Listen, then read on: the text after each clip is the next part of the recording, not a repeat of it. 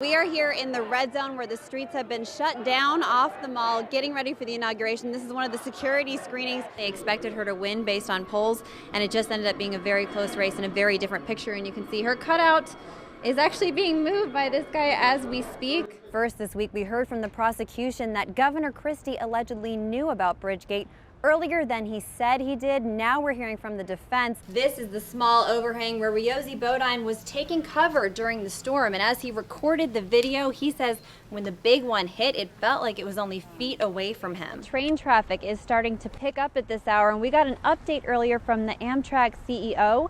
He says they're ready for the rush. It's not about being able to keep up with the boys. Actually, Sydney thinks she'd be able to make the team a lot better. Chris Christie was governor at the time of the settlement, and the timing raises questions about whether Trump got preferential treatment. So how damning do you think this report is for Governor Christie in terms of the connections that the paper was drawing? The NTSB says the two pilots on the Learjet were talking to air traffic control as if everything were completely normal as they approached Teterboro Airport.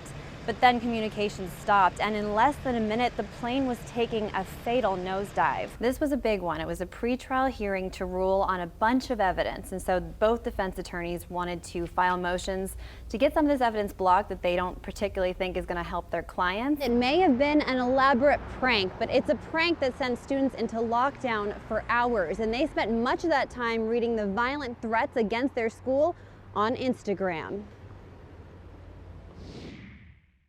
He's in the pitch black room with all these other students on the sitting on the floor. Like, this is what we've come to. Tense moments for parents at Linden High School, huddled together watching the school, waiting for the lockdown to end. I'm here. That's how I feel. I'm scared. Their parents reached them on cell phones. He's like, Mom, we don't know what's going on. We're still here in lockdown in the dark. But the lockdown dragged on for nearly 4 hours. Oh, wow! Good to see you. The students hiding in classrooms without food, water, or use of a bathroom. It all started with an Instagram account, LHS Last Hours. The person writing posted a picture of a gun and a time, 11:36 a.m. He said he wanted to shoot up the school, wanted to see students suffer, and he was inside the building. He even claimed to identify himself. He updated throughout the morning, even after police arrived at 9 o'clock, searching the building, and the students watched the account in real time. I thought it was a joke at first, but when it kept going, as the hours carried on, that's when we're like, yo, what's really going on? Finally, early dismissal for Linden.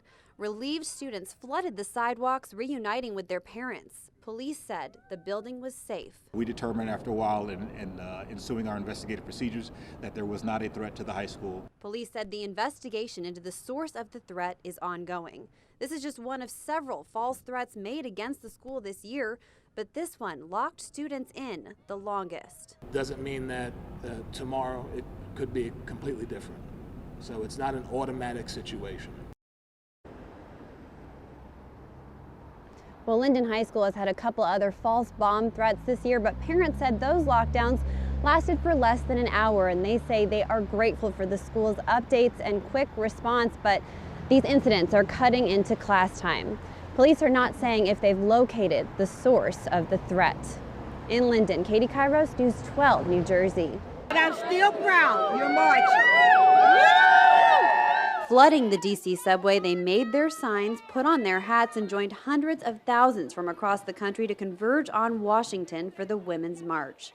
More than 300 buses made the trip from New Jersey before dawn. Black Lives Matter! Black Lives Matter! State Coordinator Caitlin Wilson was the first to pull the Garden State group together. I woke up and there were 3,000 people that had responded, and now it's grown to over 13,000. Well, some of the people who came for the march traveled thousands of miles to be here, but they have one more mile to go, and they say they're marching for many different reasons. Mostly it was health care.